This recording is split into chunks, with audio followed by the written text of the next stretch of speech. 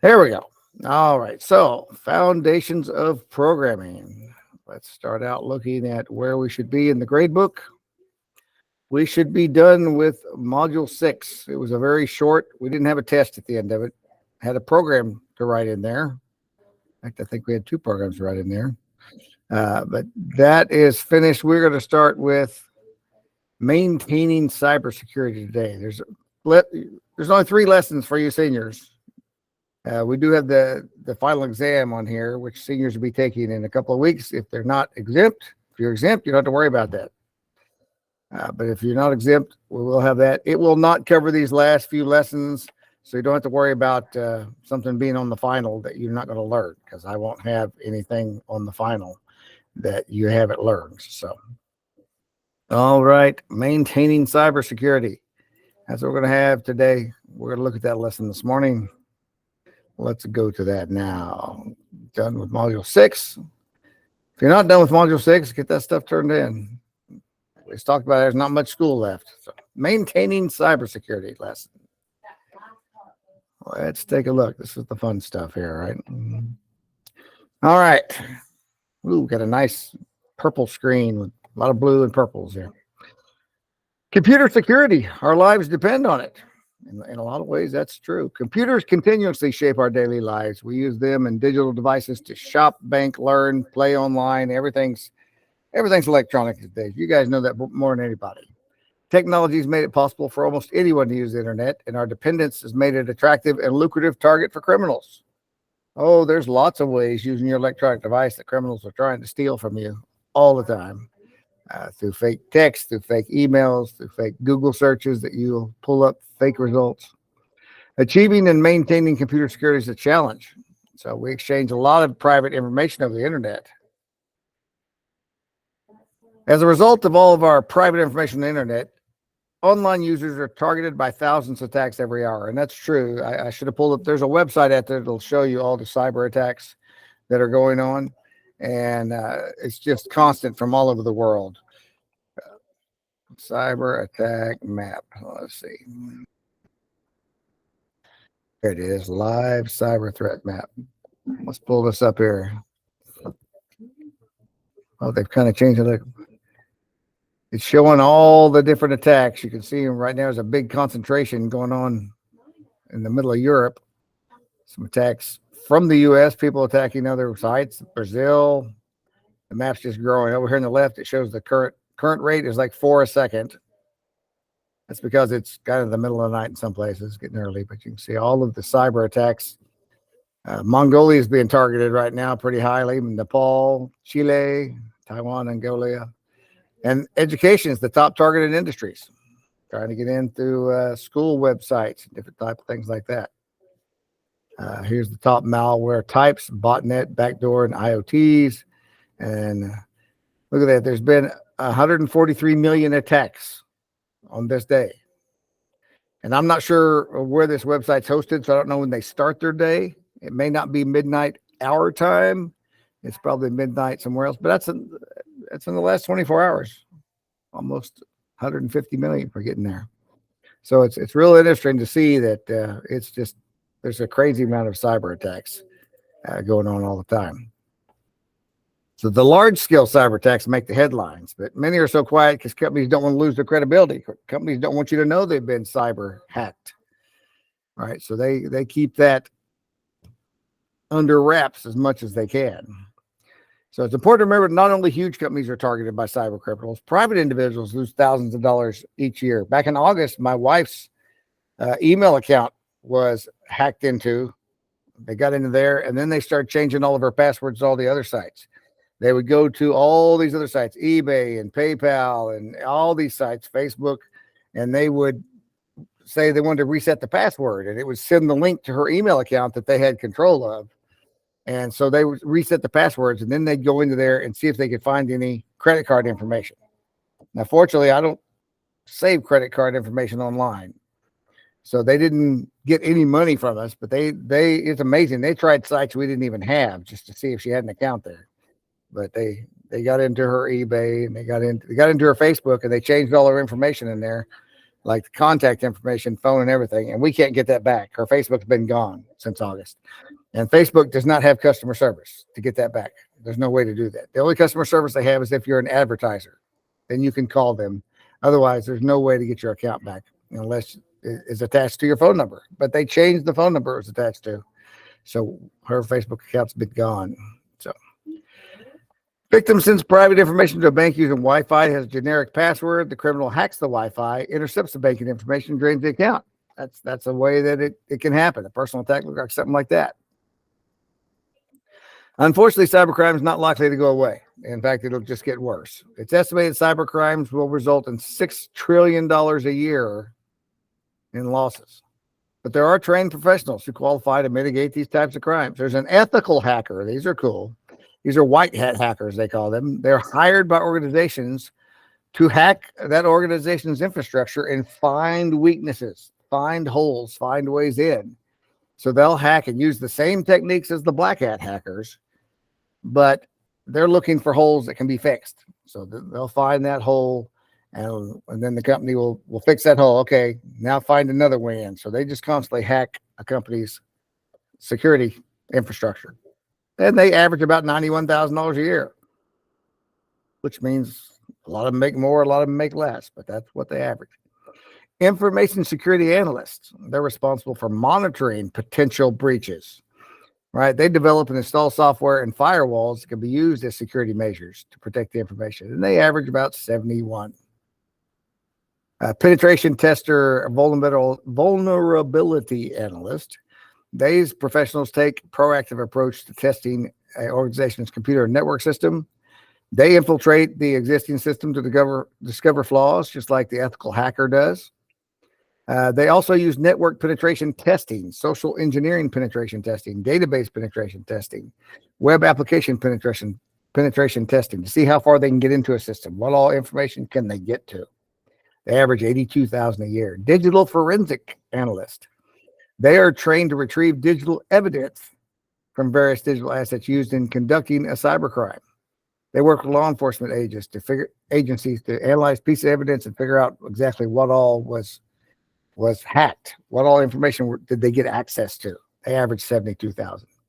Network engineer. They have several responsibilities. They design and build networks, implement network security practices, ensure the network remains intact, and they design systems that help counter known or unknown malware and cyber attacks, averaging $86,000 a year.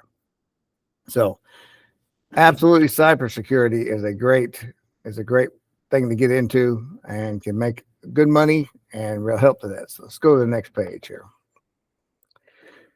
Cybersecurity breaches. Criminals attack unsuspecting users in a variety of ways.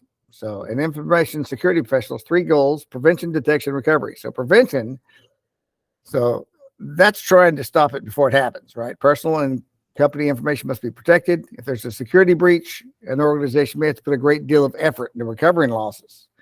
So the best thing to do at the beginning is try to prevent it. So an information security professional takes prevention as the number one priority. Then you got detection.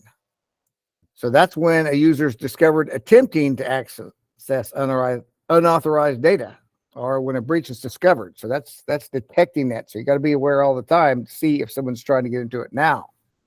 It involves investigating individuals or scanning the data networks for any traces left behind by criminals in attacks against the system. Then recovery is after it happens. When disaster strikes or security is breached, system data may be compromised. So a security professional will employ a process to recover vital data from the crash system or the data stored device. It could also happen after a natural disaster. A flood or a fire could cause where you need to recover your system. Whatever damages your system, whether it be another person or it be something natural. Here's a little did you know, the FBI's Internet Crime Complaint Center created the Recovery and Investigative Development Team in 2019 that partners with financial and law enforcement to dismantle money mule organizations. All right, money mule organizations. And it says, sometimes called a smurfer, a person who transfers illegally acquired money from a person or in person through a courier service, electronic behalf of others. Money mules are a big thing, especially on the email hacking and text hacking, where they get you to send money to them and you think it's a legitimate thing, and you send the money and you send it to a money mule, usually in the United States, And then Money Mule will gather all the money together. They get a cut of it, and then they transfer it to someone overseas. And that's easier for these folks to do because most of the money transfer companies have caught wise to money being scammed from people and sent to people overseas. So they can't just have you go down to the local bank and transfer money to someone overseas because they get aware of that. So they have you send it to someone in the U.S. and then they launder the money. And a lot of times those money mules may not even know they're part of a scam. They get hired to receive payments. They think they're working for a company and I'm receiving payments and I get paid from those payments and send them to someone else. So sometimes the money mule doesn't even know they're involved in a scam. So the recovery asset team, RAT, and the money mule team, that's two groups that make up the FBI's Internet Crime Complaint Center. While the RAT is primarily focused on financial recovery, the MMT, the money mule team, performs research on previously unknown targets to develop new investigations. So in 2019, the recovery asset team recovered over $300 million lost through online scams. It says for a 79% return rate of reported losses. Now that's the key, is reported. A lot of people don't report that because they're embarrassed or they don't want anyone to know how much money got taken from them. But they got back a lot of the reported losses. All right, let's look here. Face the consequences. What are the potential consequences of security breaches? A security breach of a business can be devastating, especially true if the breach was avoidable or it put customer data at risk. Because that's a lot of times what happens is they go in there and they steal a bunch of customer information, which includes a bunch of credit card information. So loss of customer confidence can happen. Negative press, associated identity theft, potential customer views toward a company could all be negative impact. Here's some of the long-term complications. All right, so let's look at these possible complications of data breaches. Loss of customer trust. I've told you how 10 years ago, Target got hacked and they got all these credit cards and ours got caught up in that. And we haven't shown up to Target since because they didn't protect our data.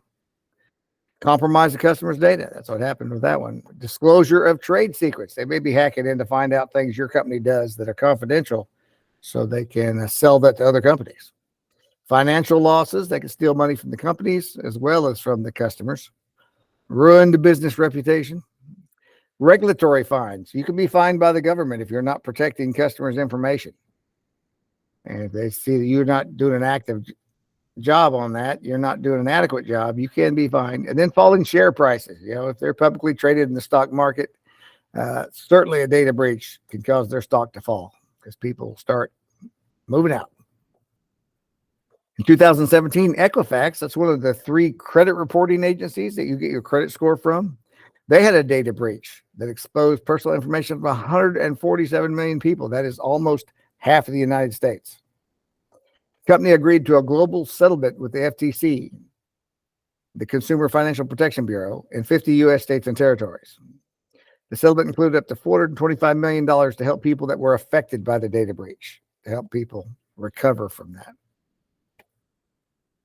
All right, cyber criminals love social media. Absolutely. It is super easy and fun to stay connected to friends and family on social media, but cyber criminals are on those platforms also. You get them all the time. And all the time you get friend requests from fake accounts and they're trying to get information. Here's some tips to stay safe. Lock down your privacy settings. Why? Make sure your phone number and email addresses are hidden from public view because they will use your phone number and email addresses to scam other people that they'll think they're imitating you. Consider setting your account to private if you plan to share personal, non-business related pictures. Use multi-factor authentication. I've had that before. I had got a text about someone logging into Twitter. And it's like, I'm not logging into Twitter, but I had this multi-factor authentication set on. So consider providing your phone number, email address to each platform and require it to use that messaging or email to confirm your identity when you log on. So no one got into my Twitter account because I didn't confirm it on my phone. That tells you need to go change the password too, because if it got that far, they've hacked your password. 2-factor authentication can keep your account secure even if your username and password are stolen. Be discreet about your whereabouts. Oh, that's a real good one. Just from this weekend, there's a news story where a family traveled down for a vacation down in the Caribbean. I don't remember if they were in Mexico or one of the other islands there that are out there in the Caribbean. But when they got their rental car from the airport, and they were driving away from the airport, and these 6 people came up in this other car, tried to stop him and rob him. They didn't stop, and they shot into the car and actually killed the 9-year-old boy. And they believe and they arrested all 6 people. They found them, and they knew the father, and they believe, because he posted on his Facebook right before he left that they were going on vacation and where they were going. So they knew they were coming, and they waited on him. So because they posted their whereabouts, his son got shot, and it's a bad thing. Avoid sharing your street address so they don't target your home, and don't share when you're traveling for extended periods. And don't let people know your home's going to be empty. That's a bad thing. Handle your passwords with care. This is why. Do we really need the why on this? We all know that one. Don't store your passwords in your web browser. If your phone or laptop stolen, all your saved passwords will provide access to your accounts, the shopping sites, and your email, which likely contains loads of information an identity thief can use. Let's look at this. Don't use social credentials to sign to third-party sites. Providing your data to third party adds an increased risk of having your username, password, and other info disclosed, and adds a greater risk. These shortcuts are tempting, especially when you're eager to place an order or join a discussion, to just sign in with your Google account, right, into these shopping accounts. Unfortunately, this option may give the new site more information that you wanted to give. Avoid and report duplicate friend requests, right, because you'll get those. Someone you're already friends with, you get another friend request from them, and it's a fake. Report those. If you receive a request to connect with someone you know, but you think you're already connected on that platform, double check your friends list before accepting. Let your friend know they may have been hacked, although generally they're not hacked. Someone just duplicates their account. Criminals use bogus accounts cloned from real users to collect friends and then use those networks to extend their fake networks. So get those accounts shut down so they don't keep connecting to other people and expanding that. All right, number 5, page 5 here. Industry certification. What are the benefits of earning an industry certification in cybersecurity? Are you looking for a way to stand up in the crowd? Do you want to have an edge over your peers on your resume or your college application? Earning an industry certification is one way to gain an advantage over your competitors. Industry certifications show companies and institutions you have proven skills and knowledge that have been tested by a leading industry organization, and you've mastered the most up-to-date skills. So earning an industry certification shows potential employers, and colleges you're not afraid to challenge. It affects your career opportunities, scholarships, special designations possibly in your high school diploma, admission to a program at a university because you're certified. Certainly job promotions and higher salaries because you have certifications in the industry. To prepare for a certification exam, you got to study and then study some more, review the guided notes, review the course materials, reach out to your instructor for anything like that. And you can get certified in different computer things, so you can research that. Test your knowledge with sample questions from your certification. So let's just look at some sample questions from information security. What should an information security professional's number one goal be? Detecting an account, recovering from an account, or preventing an attack? I'm sorry, detecting an attack, recovering from an attack, preventing an attack. Well, we read that one. The number one goal should not be detecting or recovering, it should be preventing it in the first place, right? So let's submit that. Correct. That should be our number one goal, to not allow the attack in the first place. All right. Next question. What are the 3 goals of information security? Prevention, concealment, and recovery. Prevention, deletion, and recovery. Prevention, detection, recovery. Yeah, that's kind of related to the last question. Correct. All right, let's go to question number 3. Who's trained to retrieve digital evidence from various digital assets used in conducting a cybercrime? Oh, do you remember this? Is that the ethical hacker? Is that the digital forensics analyst? Or is that the information security analyst? Who can retrieve digital evidence, right, to figure out what they got? Well, that would be the digital forensic analyst, right? Is that right? Yeah, that's right. They find evidence from the cyber crimes. Let's see if we can get the last one. Which security technique requires a phone number or email in addition to your username and password? 1-factor authentication, 2-factor authentication, 3-factor authentication. It's 2-factor, right? It's very useful. All right. Summary. There are several challenges when it comes to achieving and maintaining cybersecurity. Extremely large amounts of private information are shared over the internet daily, lightning speed. Careers in cybersecurity can vary, but they all share the main goal of protecting sensitive information. So cybersecurity impacts the economy, job market, way we live. So let's look at the assignment that goes with our lesson this week. Multiple choice, 1, 2, 3, 4, 5 questions. All you got is 5 questions. So if you're behind on some programs from previous weeks, this is a good opportunity to jump on that and get some of those turned in. You only have a 5-question quiz, and they're all multiple choice. So that should help you give some time to get caught up on anything you may be behind on, because you need to be caught up there. So we're up to 144 million attacks, by the way. Just looked at that. It's still going crazy. So, all right. Any questions? I'll let you guys go. You guys have a good week. Oh, that's wrong. This is a B day. This is a B day week. I need to change my sign. So we'll see you next time.